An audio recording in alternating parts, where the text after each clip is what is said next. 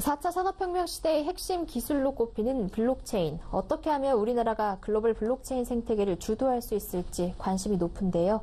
한중 블록체인 업계 주요 인사들이 한자리에 모여 블록체인 시장과 규제 등에 대해 심도 높은 논의를 나눴습니다.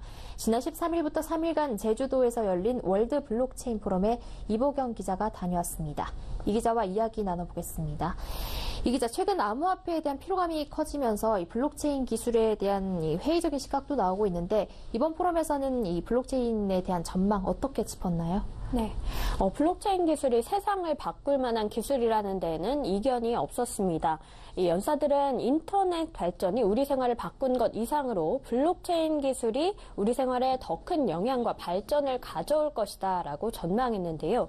이 블록체인 기술에 대한 회의론이 나오는 것에 대해서는 기술은 원래 계단식으로 좀 발전을 해 나가는데 블록체인 기술이 현재 과도기에 빠져 있는 것이다 라고 설명했습니다.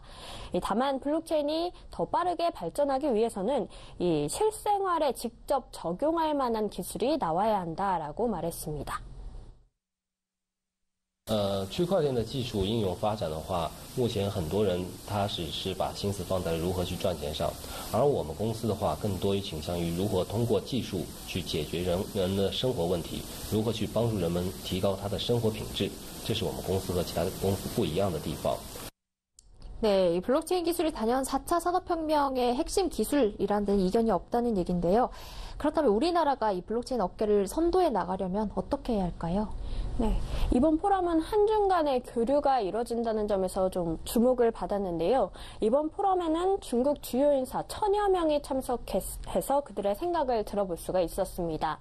특히 이 중국 정부도 ICO에 대해서는 금지를 하고 있는데 이 블록체인 기술 발전만큼은 글로벌 최고 수준이라서 그들이 정책을 어떻게 가져가고 있는지 좀 들어볼 수가 있었습니다. 이 중국 정부는 ICO 등 금융 쪽은 철저하게 금지를 하고 있지만 블록체인 기술 자체에 대해서는 전폭적인 지지를 아끼지 않고 있었습니다. 들어보시죠.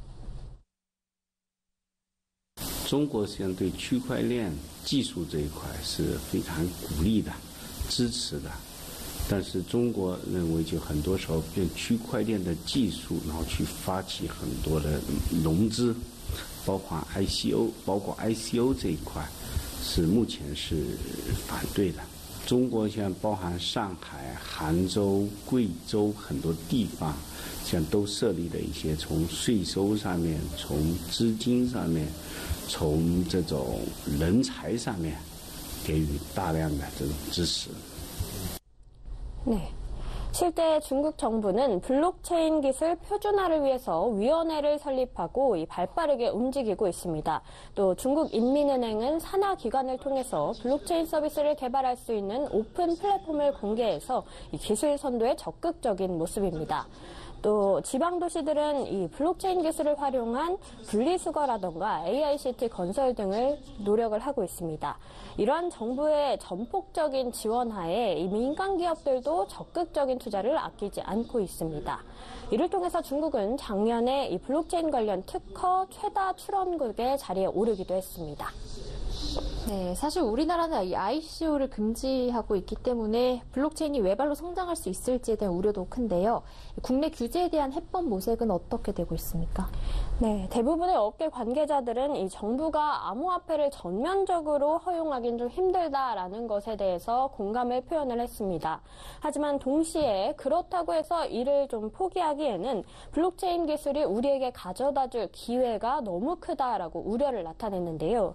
그렇기 때문에 특정 지역에서 규제 샌드박스를 시도해보는 게 어떻냐는 의견이 나왔습니다. 이 전면적인 허용을 하기에 앞서서 이 블록체인 특구를 만들어서 규제를 없애고 과감하게 사업을 펼쳐나가는 것을 지켜보면서 제도 마련의 노력도 하는 것이 어떻냐는 의견입니다.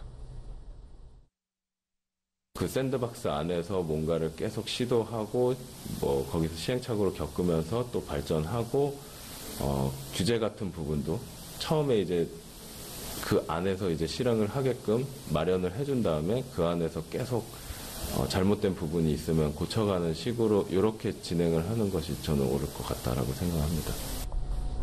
네, 이보경 기자와 블록체인 업계 진단해봤습니다. 오늘 말씀 고맙습니다.